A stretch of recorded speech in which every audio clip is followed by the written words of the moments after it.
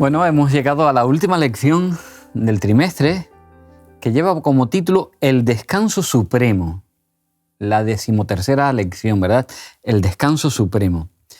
Es verdad que aquí en la tierra, en cierta medida, podemos encontrar, pues, siempre en Jesús, ¿verdad? Podemos encontrar ese descanso emocional, espiritual, descanso físico, por supuesto, pero nunca será como lo que tenemos previsto para el futuro. Ese descanso que será perfecto cuando Jesús venga. Pues la lección de esta semana va a hablar de eso, de ese descanso extraordinario, ¿verdad? Como alguna vez hemos oído título de conferencia, lo mejor está por venir. Pues esto, lo mejor del descanso, de ese descanso en Cristo, aunque aquí podemos encontrarlo en sus diferentes dimensiones, un día podremos encontrarnos ya el descanso perfecto.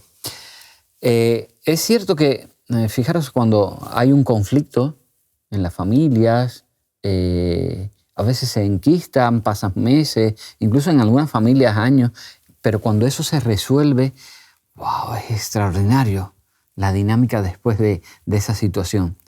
Pues tenemos que pensar en que estamos en medio de un gran conflicto.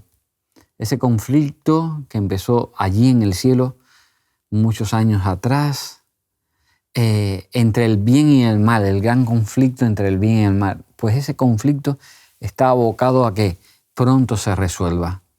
Y sabemos que el bien va a triunfar, que es la resolución del gran conflicto, terminará con la venida de Jesús, con la dimensión que nos va a dar Jesús a los seres humanos cuando Él venga en esa tierra. La lección comienza hablando de algo que es interesante, el planteamiento que hacen, porque comienza hablando de Juan, el apóstol Juan, ese apóstol, pues en cierta medida privilegiado, porque era muy jovencito cuando Jesús estaba con ellos, así que le llaman pues casi el niño mimado de Jesús, porque en cierta medida, claro, era un adolescente, joven, y llega a desarrollarse, porque cuando uno lo ve en el Nuevo Testamento, ese desarrollo de Juan, que al inicio es todavía inmaduro, una persona que todavía tiene que crecer mucho, pero cuando ya vemos ese Juan ya en la edad adulta, ya una persona mayor, el apóstol del amor ha evolucionado tremendamente, su forma de ser ha cambiado, ha ido a mejor con la ayuda de Dios. Pero aquí el inicio de la lección es un Juan ya mayor, muy mayor, de hecho, pues rozando una edad donde no todo el mundo llega, a finales ya del siglo I, ¿verdad? Más o menos por el año 95, 96, por ahí, 97, pues Juan está en un lugar un tanto, pues, poco agradable. Está en Patmos. Patmos es una isla pequeñita, unos 34 kilómetros cuadrados, que está casi como a 80 kilómetros de la costa de Asia Menor, de lo que hoy es Turquía, pues está en Patmos, separado de la costa, fijaros en una distancia. Y en ese momento Patmos era utilizado por los romanos, la utilizaban como una cárcel. Era una cárcel casi natural, porque si claro, es una isla, pues para llegar a ella se requiere pues de un esfuerzo. No puedes ir nadando porque tienes que ir en barco. Así que era muy fácil mantener allí a los prisioneros que no podían salir, escapar, no era fácil. Así que Juan está en Patmos, y estando en Patmos, Juan pues recibe una visita. Recibe la visita de su amigo que hacía muchos años, cuando él era un jovencito, había dejado de ver a su amigo, de ver a Jesús, y ahora Jesús se le presenta y le da un mensaje. Bueno, ¿y por qué aparece esto en esta última lección? Es interesante que justamente le da un mensaje que tampoco es para su tiempo. Eso es lo extraño, ¿no? O sea, le da un mensaje a una persona que se encuentra en una situación muy difícil que él no va a ver realizarse. Y el escritor de la lección lo presenta como que, ¿por qué? Pues él también da la solución a este problema. Menciona que Juan se encontraba en una situación muy difícil, se encontraba siendo prisionero, pero él había escuchado las palabras que Jesús dijo, mira, yo voy a estar con ustedes todos los días hasta el fin del tiempo. Pero también estaba viendo que la iglesia tenía ciertas persecuciones, o sea, no veía un futuro bueno y agradable. Todo lo que veía era oscuridad y tristeza. Entonces, es posible que Juan también empezara a preocuparse un poco. Y entonces, Dios se presenta y le da una imagen. Esto es lo que va a pasar. No va a quedarse todo aquí, la iglesia no va a ser destruida, esto va a avanzar y yo voy a venir, pero en su momento. Entonces creo que la visión se le presenta a Juan en un momento de angustia para darle un descanso espiritual, para darle un descanso emocional y decirle, no te preocupes que todo el esfuerzo que han tenido los otros apóstoles, todo el esfuerzo que tú has tenido, tendrá frutos, tendrá un resultado y su final será victoria. Creo que ese es el mensaje. Y el hecho de que los demás apóstoles ya estaban muertos. Juan era el único y estaba habiendo un cambio generacional en la iglesia porque los primeros apóstoles, los primeros seguidores de Jesús ya descansaban en el Señor. Y ahora se queda Juan, viejito, ancianito ya, y es que esta es la imagen que a mí es el último testigo. Es el último testigo vivo que se sepa de que ha visto y estado que ha visto, estado y vivido así con Jesús, eso estamos seguros. Pero el hecho de que es un episodio que a mí me marca, el hecho de que Jesús se preocupa no solo con Juan, pero con toda la iglesia en la historia. El hecho de que Jesús tiene la necesidad de, vale, los que me han visto y están muertos, quedas tú, Juan, yo estoy aquí para ti. Pero no solo para ti, estoy aquí para la historia. Yo estaré en toda la historia guiando y conduciendo a todos. Qué bueno. Eso es muy bonito. El mensaje del Apocalipsis es eso, Jesús es el centro y Jesús es el que resuelve todo y el que en realidad soluciona todo. Y para Juan, pienso yo, ¿verdad? Estando allí ya muy mayor, wow, encontrarse con su amigo, con su Señor. Y posiblemente la mitad de las cosas no la entendió. Pasa también con Daniel, que hay cosas que los profetas reciben que no llegan a entender porque no son para su tiempo. Pero cuánto bien. Consuelo. Cuánto consuelo. Para Juan, para esa iglesia que era perseguida además, donde Jesús era el consuelo, esa iglesia que estaba en medio de persecuciones y que iba a seguir así durante siglos. Y para nosotros, que íbamos a vivir en esta etapa. Jesús siempre ha estado dispuesto a dar consuelo a su pueblo en los momentos más difíciles, cuando pensamos que estamos totalmente solos. Allí se presenta Jesús, se presenta la palabra de Dios para darnos esperanza y para hacernos seguir viviendo con un propósito, porque a veces cuando vemos las cosas muy oscuras, como que perdemos el interés, perdemos el propósito. Si llega una enfermedad a nuestra vida, tal vez ya no queremos ir a la iglesia, ya no queremos hacer nada, no queremos esforzarnos. Y entonces en ese momento difícil de la vida del ser humano, Dios se presenta y dice, mira, no te preocupes, aquí no termina todo. Todo tendrá un final feliz. Y bueno, la verdad que los autores de la lección, claro, presentan eso, ese momento en que Dios le revela, y del libro del Apocalipsis tocan varias cosas, pero claro, no pueden tocarlo todo en una lección. Si tocan, pues aparece por allí un poquito del mensaje de los 3 ángeles y sobre todo los capítulos últimos de Apocalipsis. Pienso que, claro, el tiempo de la lección es muy limitado, no se podía tocar todo, porque si hubieran tocado muchos aspectos hace falta un libro para Apocalipsis. Vamos, total. Siempre nuestra iglesia hace ciclos que casi cada 5 años se está tocando, se vuelve a tocar el libro de Daniel por la importancia que tiene el libro de Apocalipsis, porque sería imposible tocar todo el Apocalipsis en una lección. Así que da unas pinceladas, ¿verdad?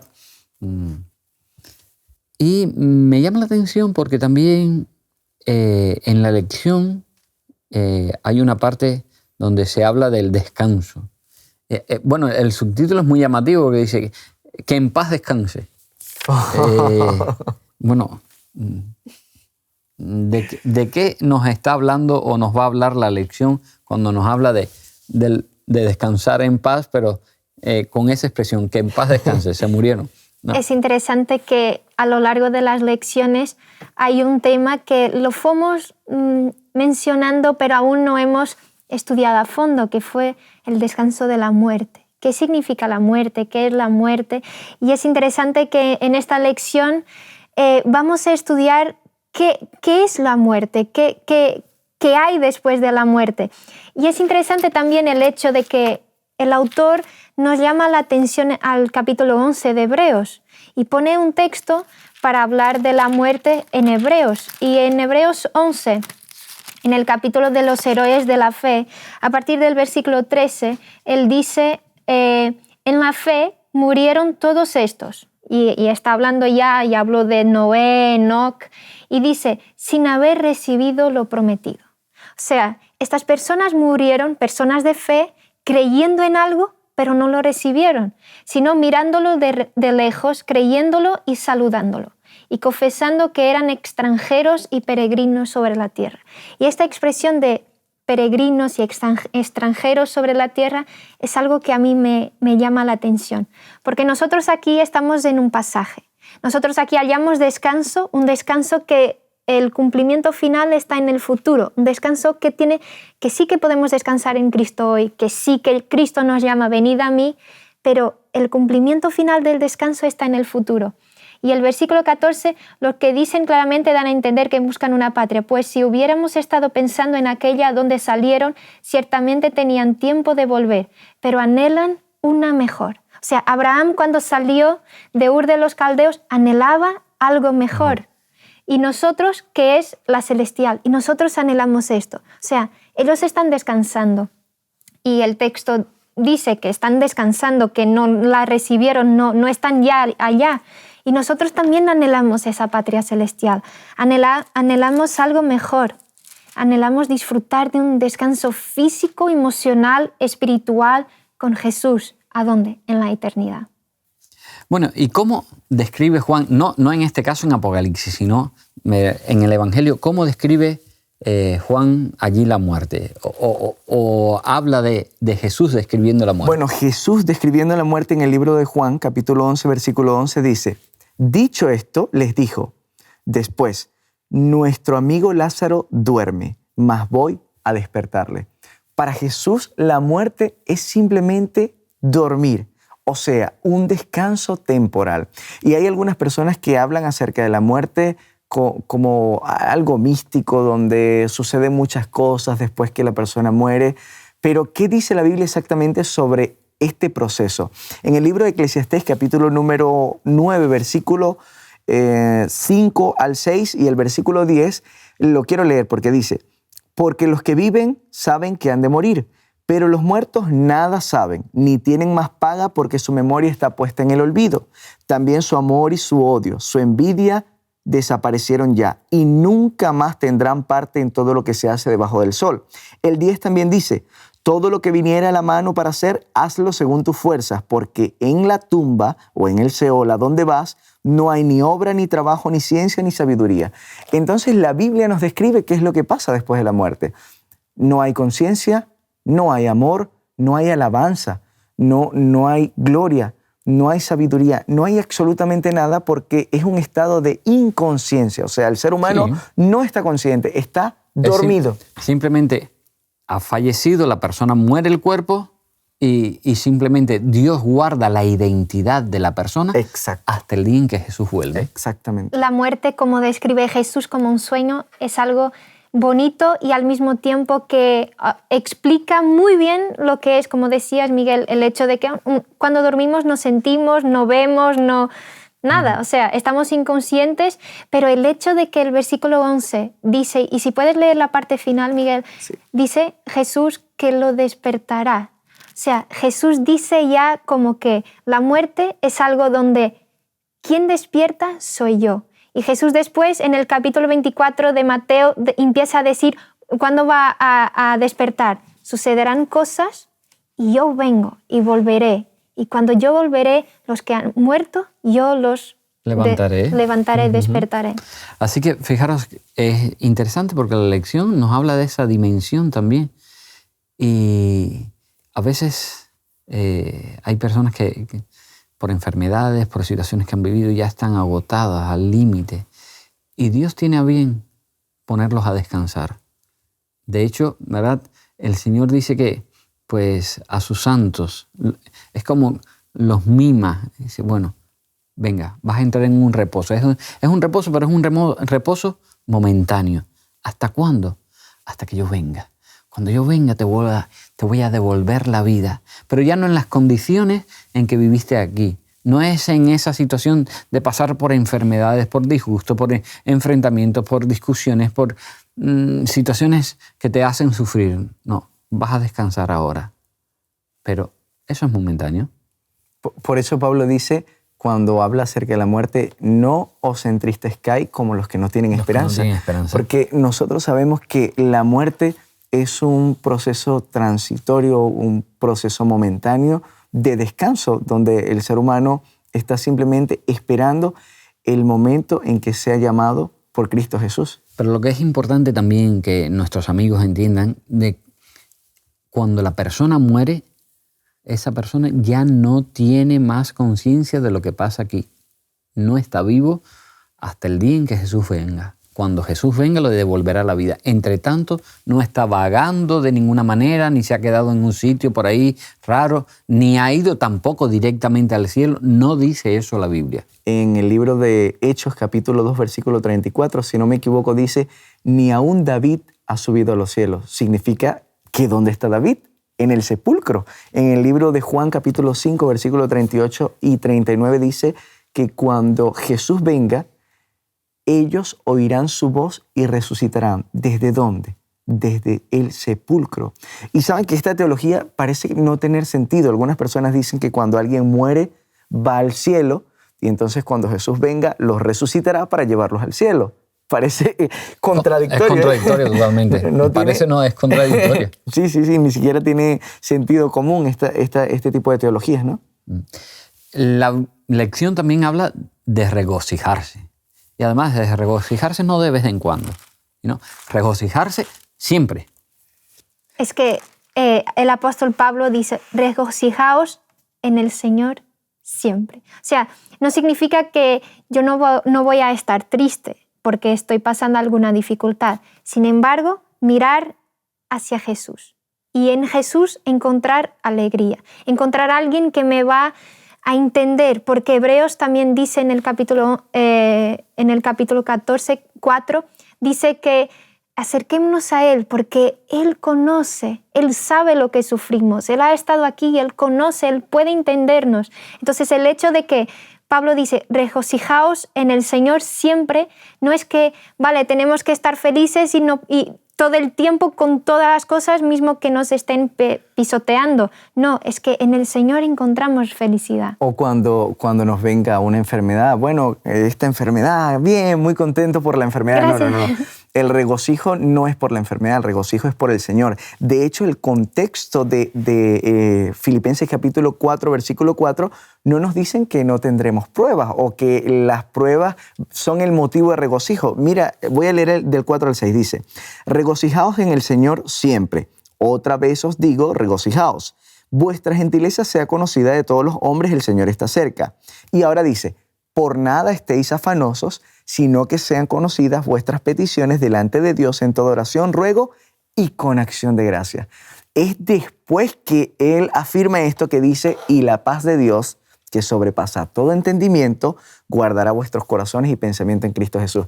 Entonces, ¿el regocijo cómo llega? En primer lugar, yo estoy angustiado porque tengo cargas, porque tengo problemas, porque tengo una enfermedad, tengo una deuda, lo que sea. Entonces yo me presento ante Dios y le entrego mis problemas, le entrego mis cargas, le entrego mis necesidades. Y en ese momento, cuando ya yo no las tengo, entonces viene sobre mí una paz que sobrepasa todo entendimiento y que me da un descanso increíble. Mirad, tengo un texto aquí. Hay un libro que me gusta mucho, que se llama La Segunda Venida y el Cielo. Y en la página 166 dice: Dios no se agrada de que su pueblo cuelgue en los pasillos de su memoria cuadros oscuros y dolorosos.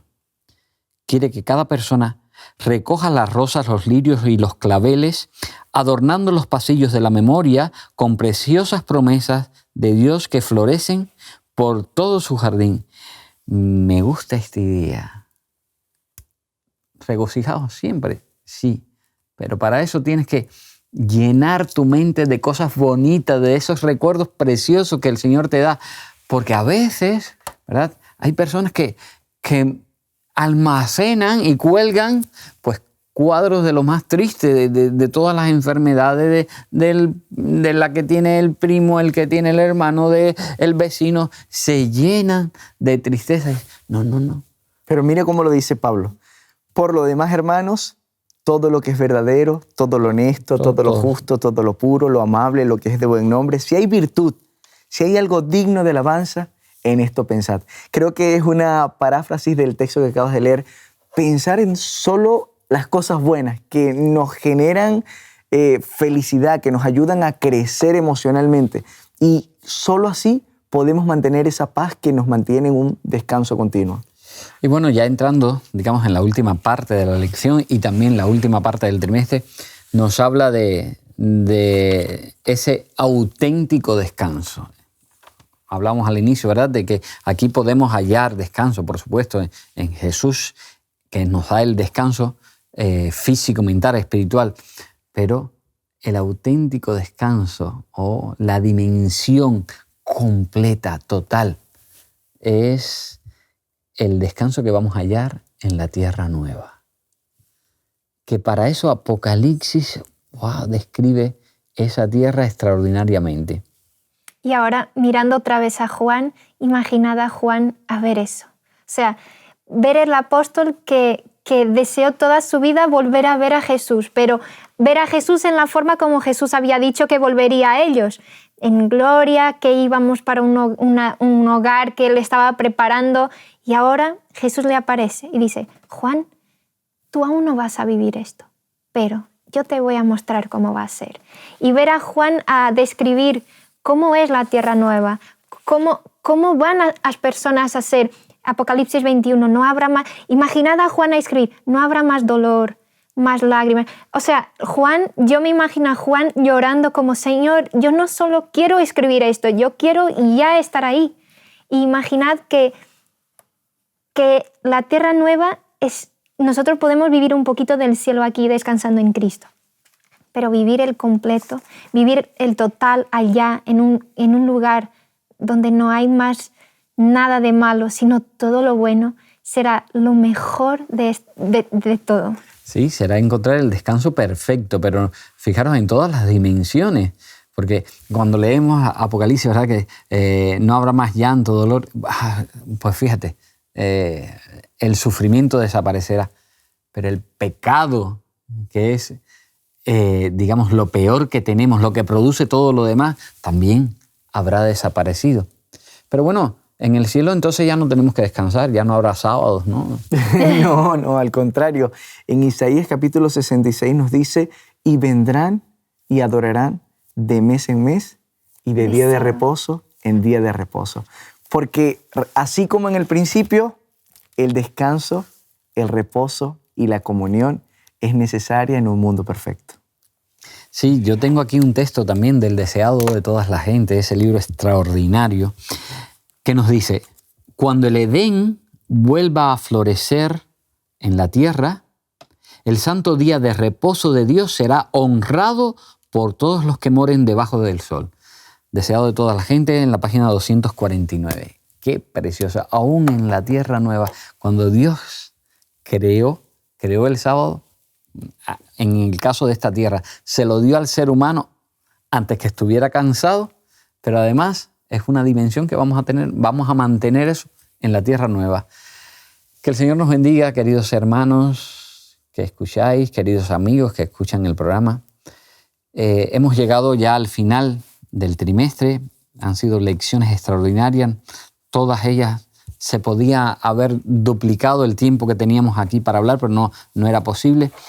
Pero queremos ya en este último día de grabación, queríamos terminar haciendo una oración juntos.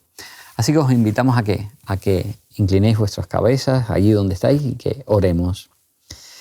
Querido Señor que estás en el cielo, gracias por tu amor.